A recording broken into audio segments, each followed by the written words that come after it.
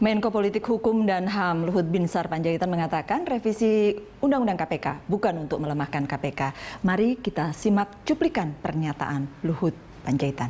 Dan dari empat itu ya kita tidak melihat ada yang malah sebenarnya seperti tadi Wapres mengatakan ya kita sebenarnya memperkuat KPK sendiri. Dengan dinamika yang terjadi di DPR gimana Pak? Ya kita belum tahu, terus terang jujur kita belum tahu detailnya apa yang di DPR. Tapi kalau dari pemerintah sendiri posisinya sudah jelas tidak ada niat sama sekali untuk memperlemah, malah memperkuat. Pak, justru ya kita maunya Dewan Pengawas itu ditunjuk Presiden seperti Oversight Committee yang melihat, mengingatkan misalnya ada hal-hal yang seharusnya dilakukan tidak dilakukan. Kayak izin gitu Pak, ada yang minta Dewan Pengawas memberikan izin penyadapan. Tidak ada itu, penyadapan semua prosesnya, saya ulangi ya, yang berkali-kali ini. Proses penyadapan itu seluruhnya berada di tangan pimpinan KPK. Tidak ada intervensi orang lain. Saya ulangi nih, saya ulangi nih. Jadi proses penyadapan itu sepenuhnya adalah wewenang pimpinan KPK. Ya, Pak Arsul. memang posisinya P3 seperti itu. Kami setuju ada Dewan Pengawas. Namun fungsi Dewan Pengawas itu dua. Ya, untuk yang pertama sebagai lembaga etik, kalau ada pelanggaran kode etik dan atau SOP oleh pimpinan KPK dan jajarannya, dan yang kedua sebagai internal controller yang melakukan audit kepatuhan secara berkala terhadap KPK. Itu saja. Jadi tidak ada urusannya dengan penyadapan. Tidak, padahal di draft RUU itu ada loh. Nah, itu kan draft dari yang pengusul. Kami kan boleh mengkritisi oleh karena ketika kami mengatakan oke, kami setuju ini untuk dibahas pada tingkat selanjutnya, pembahasan tingkat 1, gitu ya? Tetapi walaupun ini RUU inisiatif DPR, kesepakatan kita adalah setiap fraksi punya hak untuk mengkritisi dan pada akhirnya misalnya P3 ya, P3 misalnya tadi soal Dewan Pengawas posisinya seperti itu. Kalau mayoritas tetap yang lain ya P3 tetap mengatakan nanti di akhir kami nggak setuju kalau kayak begitu. Ada empat soal ya kalau tidak salah. SP3 boleh SP3, soal penyidik, kemudian soal Dewan Pengawas dan penyadapan atas izin Dewan Pengawas. Empat-empatnya Demokrat mengatakan kalau kita tidak. Empat-empatnya itu mengandung potensi melemahkan KPK.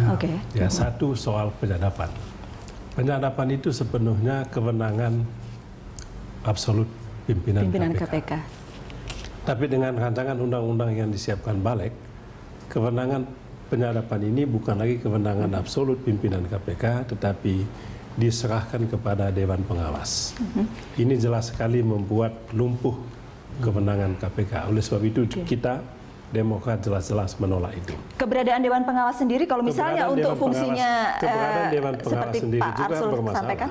Pertama, Dewan Pengawas ditunjuk atau diangkat oleh Presiden. Pada prinsip pokok Undang-Undang KPK atau KPK itu adalah kemandirian, otonom. Coba bayangkan KPK diawasi oleh Dewan Pengawas. Dewan Pengawas itu diangkat oleh Presiden. Totali ini adalah jalan pintu masuk bagi Presiden untuk mengintervensi pimpinan KPK. Oleh sebab itu kami jelas menolak. Jangan ada Dewan Pengawas karena kalau diangkat dan oleh Presiden itu kemungkinan akan masuk angin gitu. Kalau Dewan Pengawas itu hanya dewan semacam badan kode etik untuk mengawasi, mengadili pelanggaran kode etik yang dilakukan oleh pimpinan KPK itu silakan saja. Selama ini sudah ada. Sedikit saja. Nah, itu memang di dalam pembahasan di balik pun kemudian berkembang agar Dewan Pengawas itu tidak hanya diangkat oleh Presiden, tetapi juga di fit and proper test, uji kelayakan kepatutan oleh DPR. Nah, ini juga kemudian menimbulkan pertanyaan lagi, loh kalau begitu, kalau tadinya di draft itu potensi intervensinya hanya dari Presiden, sekarang jadi DPR juga. Jadi memang menjadi pertanyaan juga nantinya. Yang ideal belum tentu bisa didapat memang. Ya. Ini kalau lihat penjelasan Pak Luhut, lalu kemudian lihat sikap teman-teman di DPR, kan ini kan banyak yang balik badan. Kalau ikuti berita, tentu perjuangan di dalam tentu akan sangat berbeda. Tetapi kalau ikuti berbagai berita yang ada di permukaan, kok banyak yang balik badan.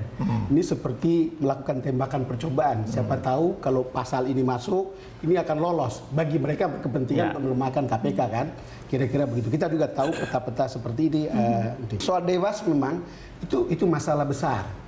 kecuali kalau untuk peradilan kode etik tadi. Karena kalau tidak, bukan saja melumpuhkan, tapi juga itu akan jadi beban politik sebetulnya bagi seorang presiden. Bayangkan kalau presiden yang mengangkat, lalu kemudian partai pendukungnya menitipkan orang untuk jadi anggota dewan. Nggak terbayang itu. Lalu kemudian ketika dia tolak, berisik, gaduh, dan itu kemudian jadi masalah. Kalau itu pun diangkat oleh DPR, sama juga muatan politisnya besar. Kita lihat aja TVRI. Itu hanya saling pecat antara dewas dengan direksi membangkang. Lalu kemudian karena semua orang bawa agenda politik masing-masing. Hal-hal seperti ini yang membuat jadi tidak kredibel walaupun namanya seperti ini. Itu berat. Test the water. Ya, sebenarnya KPK kan kita sepakat ya. Selama ini KPK sudah kuat. Sudah kuat. Tadi Pak Luhut bilang, boleh ada revisi undang-undang KPK tapi untuk diperkuat. Nah, kalau sekarang sudah kuat, mau diperkuat seperti apa lagi? Artinya nggak perlu revisi, sekarang udah kuat kok. Artinya maksudnya nggak usah ada revisi. KPK sekarang sudah kuat, sudah cukup kuat saya kira. Apalagi kalau revisi menyangkut soal penyadapan. 99% perkara KPK itu didapat lewat penyadapan. Hanya sedikit sekali yang lewat penyidikan administratif. Sangat sedikit, 90 lah paling tidak. Jadi kalau soal penyadapan akan diganggu, itu akan jadi persoalan. Yang kedua, kenapa ini harus dibahas? Kalau memang harus, kenapa ini harus dilempar ke presiden? Saya tadi baca P3 Pak Dimyati, Budi Andri bilang, sikap P3 secara resmi nunggu sikap presiden. Kalau presiden oke, P3 oke.